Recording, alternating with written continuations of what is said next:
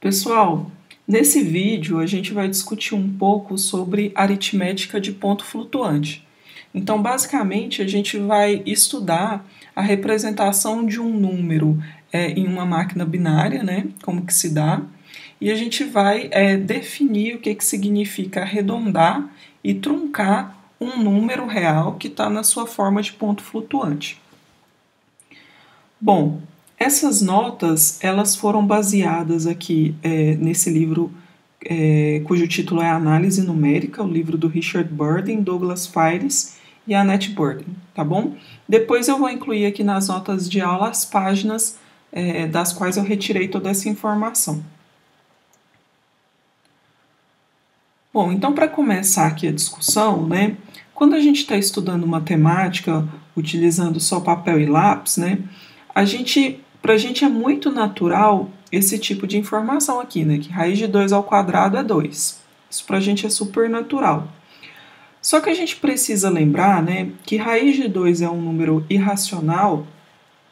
Então, quando a gente escreve esse número, faz aquela representação decimal, né, usando a vírgula, a gente tem aí infinitas casas, infinitos números que não corresponde a uma dízima periódica que vem depois da vírgula, né? Só que quando a gente está trabalhando aí com uma máquina, com um computador, esse computador ele tem uma limitação, né? Quando ele vai representar um número, ele não consegue capturar essa ideia de infinitos algarismos, ele não tem como representar um número utilizando uma quantidade não finita de algarismos, né? Então, todos os números no computador eles são representados utilizando somente uma quantidade finita de algarismos, né? Ou seja, quando o computador vai representar o raiz de 2, na verdade, ele aproxima, né? Essa representação, na verdade, é uma aproximação suficientemente boa, claro, né? Desse número. Então, se ele representa a raiz de 2 de uma forma aproximada, é natural que raiz de 2 ao quadrado em uma máquina não dê 2, né? Claro que dá um número muito próximo de 2, mas em geral diferente de 2, né? Então, as máquinas, elas cometem aí erros de arredondamento justamente por essa limitação que elas têm de representação dos números reais, tá bom? Bom, aqui só para contextualizar um pouco, né? Em 1985 foi escrito um documento, né, publicado aí pelo Instituto de Engenheiros Elétricos e Eletrônicos. Esse documento foi atualizado em 2008 e nesse documento estabeleceu-se alguns padrões para diversas questões computacionais. Dentre essas questões, estabeleceu-se padrões para a representação de números binários e decimais em máquina. E a maioria das empresas, né, que revendem hardwares, que fazem hardwares e revendem, né, para os computadores, eles utilizam aí essa padronização publicada aí nesse documento, certo? Então, vamos tentar entender como que é essa padronização que é realizada aqui, né, que fornece aí essa representação de números binários em máquina.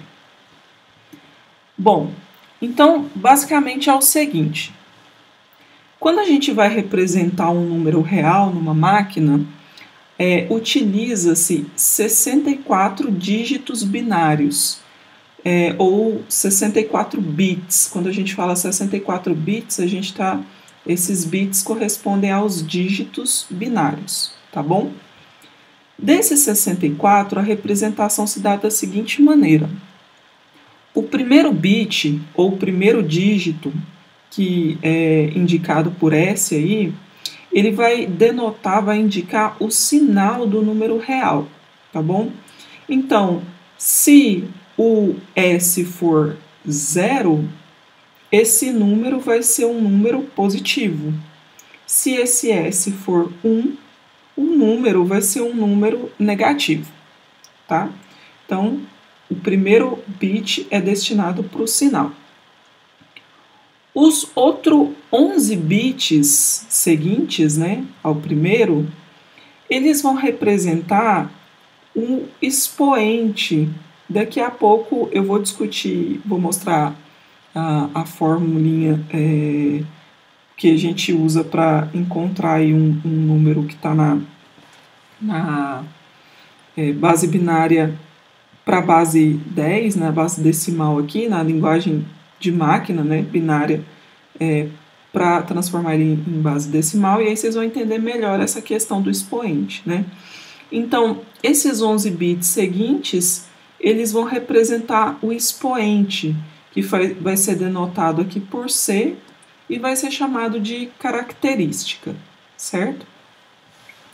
E os últimos 52 bits, eles vão representar uma fração binária, que vai ser chamada de mantissa e vai ser denotada por F, tá bom? Aqui, como a gente está falando de uma representação binária, né? A gente está considerando que as máquinas tratam de máquinas binárias. Esse expoente aqui, né? O C, no caso, ele é expoente de uma base 2, tá bom? Então, basicamente, esse sistema aí vai fornecer um número flutuante dessa forma aqui, ó, menos 1 elevado a S. Então, por isso que quando S é 0, o número é positivo, e quando S é um número negativo, né? Porque aí eu mudo para mais, multiplico por mais ou menos 1 aqui, dependendo do S, né? Vezes 2 elevado a C menos 1023, vezes 1 mais F, que corresponde à nossa mantissa, certo? Bom, algumas observações aqui. Então, a primeira observação é que, se a gente garante que existem 11 bits aí para o expoente, 11 dígitos para o expoente, então eu garanto aí uma quantidade de expoentes que varia de 0 a 2 elevado a 11 menos 1. Ou seja, eu garanto aí 2047 expoentes, certo? Só que assim, a gente está interessado em representar tanto os números muito grandes, né, quanto números muito pequenos, que em módulo estão próximos de 0, né? Então, a fim de que esses números pequenos também sejam representados, é por isso que a gente usa aqui como expoente da base 2, esse C menos 1023.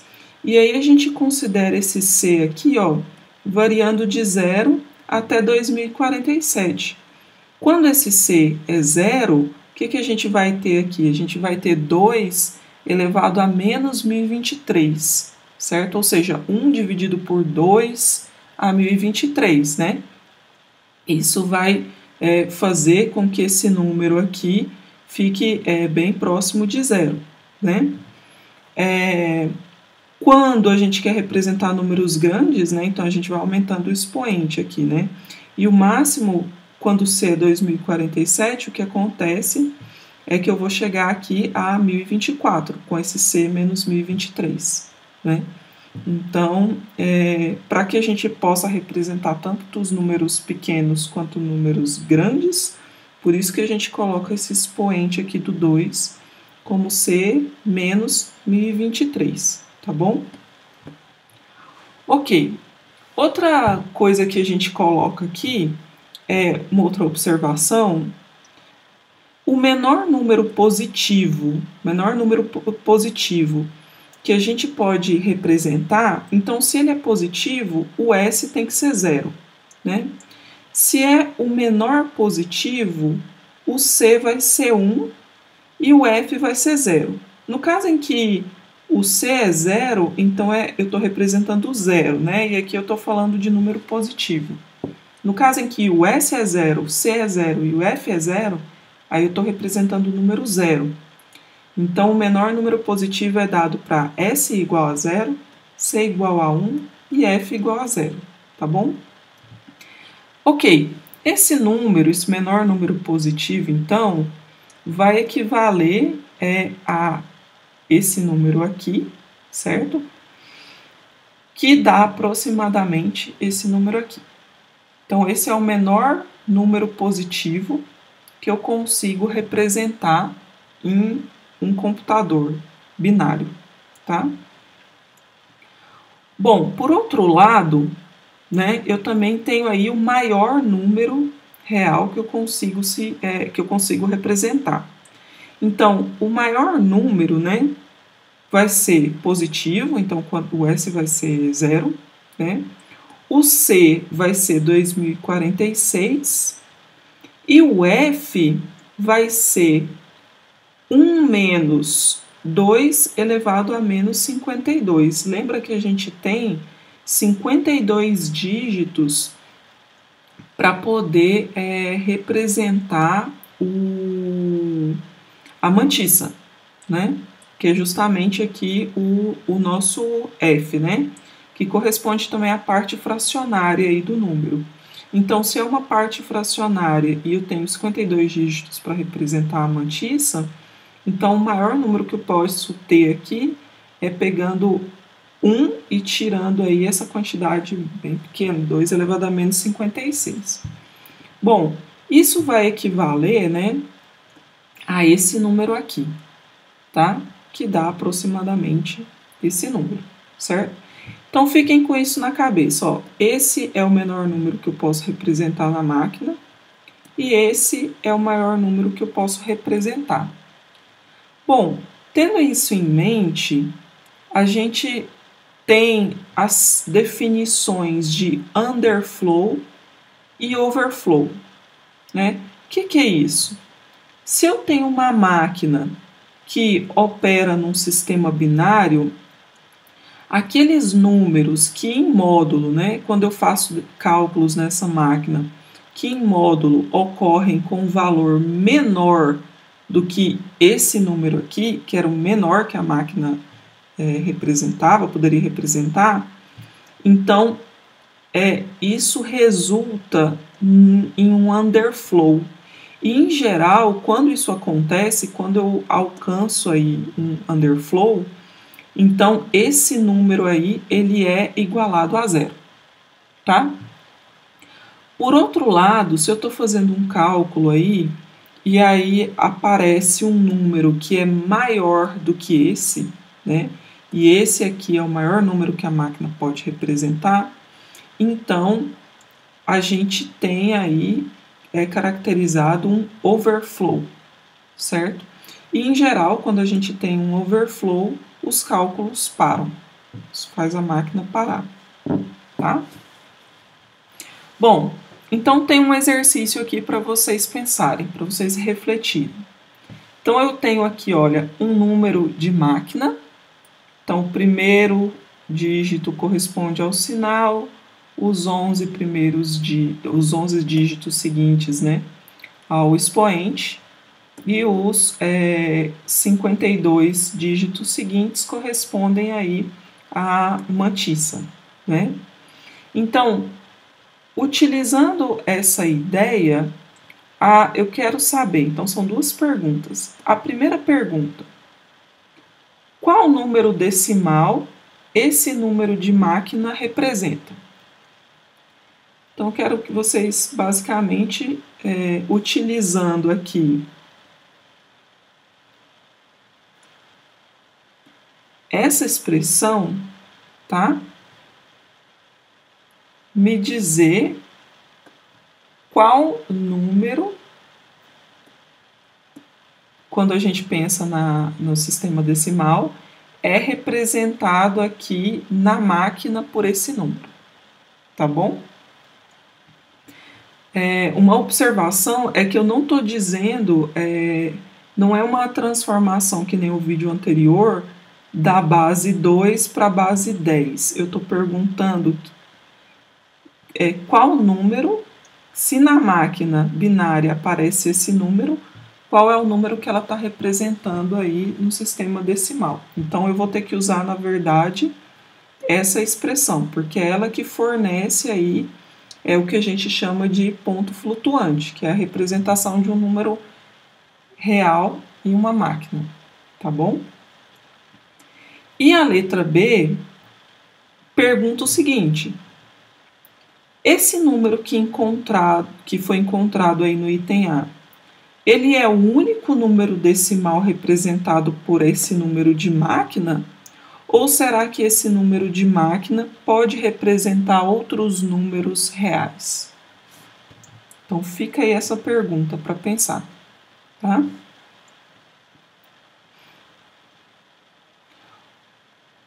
Ok. Bom, nessa parte final do vídeo eu quero simplesmente definir arredondamento e truncamento. Então, só por questões de familiaridade, né? Porque a gente já está acostumado, por simplicidade, e aí a gente consegue analisar também melhor os erros associados aí quando a gente representa números reais. Vamos definir o que vem a ser um ponto flutuante decimal, né? Porque lá atrás a gente definiu um ponto flutuante em uma máquina binária. Então, vamos definir aqui o que é um ponto flutuante, só que agora numa máquina decimal, certo? Bom, então, se eu tenho aqui um número desse que tem essa cara aqui, mais ou menos 0,d1, d2 até dk vezes 10 elevado a n, onde esse D1, o primeiro aqui, ele é não nulo, então ele varia de 1 até 9, e a partir do D2, né, então DI para ir variando de 2 até K, aí sim ele pode assumir qualquer número entre 0 e 9, né, então um número que tem essa cara, ele é dito um ponto flutuante decimal, certo? Que tem K algarismos, tá? Bom, essa parte aqui, 0,d1, d2 até dk, né, é chamada de mantissa desse número nessa representação. Então, aqui, nessa representação decimal, de ponto flutuante decimal, essa aqui é a representação da mantissa, certo? Com isso em mãos, vamos definir o que vem a ser arredondamento e truncamento. Bom, vamos dizer que y é um número real e que a gente possa ir em uma máquina decimal, né? A gente pode representar esse y, então, dessa maneira, como sendo 0,d1, d2, dk, dk mais 1, dk mais 2, vezes 10 elevado a n, certo? Agora, vamos chamar de FLY, né, a forma desse y em ponto flutuante, mas que considera somente k algarismos desse y. Porque se vocês observarem, eu estou assumindo aqui que esse y pode ser representado dessa maneira em máquina, né? Uma hora vai parar aqui, né? Porque eu tenho que ter uma representação finita. Mas o que eu quero é considerar uma representação desse y em ponto flutuante que tenha apenas k algarismos. Até aqui, né? K algarismos, certo? Bom, para fazer essa representação, existem duas formas de determinar essa forma em ponto flutuante que considera k algarismos, certo? Uma primeira forma é a que a gente chama de truncamento. Em que consiste truncamento? Truncar um número. Simplesmente cortar. Então, eu venho aqui no nosso y e corto tudo aquilo que está depois do dk, certo? Então, a forma de y em ponto flutuante, considerando apenas k algarismos decimais, vai ser dada simplesmente por isso. Eu vou vir e simplesmente cortar o que vem depois do dk. Tá? Bom, uma segunda maneira aí de determinar essa forma em ponto flutuante com k algarismos é fazer o que a gente chama de arredondamento, né? Como que a gente arredonda? A gente vai vir e adicionar a esse y aqui esse valor 5 vezes 10 elevado a n menos k mais 1. E depois que a gente fizer isso, aí sim a gente vai truncar. A gente vai, no resultado, cortar o que vem depois do dk. Tá? Bom, eu vou pedir para vocês fazerem as contas, explicarem por que isso funciona, tá? Então, tentem também pensar por que isso funciona. Mas o caso, o que vai acontecer é que quando a gente fizer essa adição e depois truncar o resultado, a gente vai gerar um número, né, dessa forma, 0,d1, d2 até ΔK vezes 10 elevado a n. E o que vai acontecer? Se o nosso dk mais 1, que era o número aí que vinha depois do dk, for menor do que 5, esse ΔK vai ser simplesmente o nosso dk. É como se a gente tivesse feito um truncamento a partir daqui. Por outro lado, se esse dk mais 1 for maior ou igual a 5, esse ΔK aqui vai ser dk mais 1. Quer dizer, eu vou incrementar uma unidade nesse dk e depois cortar, que é, em geral, a maneira que a gente arredonda, né? Então, essa maneira que a gente arredonda desde sempre, né, vem dessa convenção aqui. Bom, então só para exemplificar, se a gente considera aí esse número irracional, o número e, né, que é um número irracional dado por, onde esses são os primeiros dígitos, vamos tentar determinar a forma em ponto flutuante de e com 6 algarismos. Primeiro, utilizando o truncamento. Então, se a gente quer utilizar truncamento, primeiro a gente precisa passar aí para a forma de ponto flutuante decimal, né? Lembra que a cara é 0,d1, d2 até dk, em que esse d1 aí é não nulo, certo? Então, a gente pode escrever o e como 0,27, 18, 28,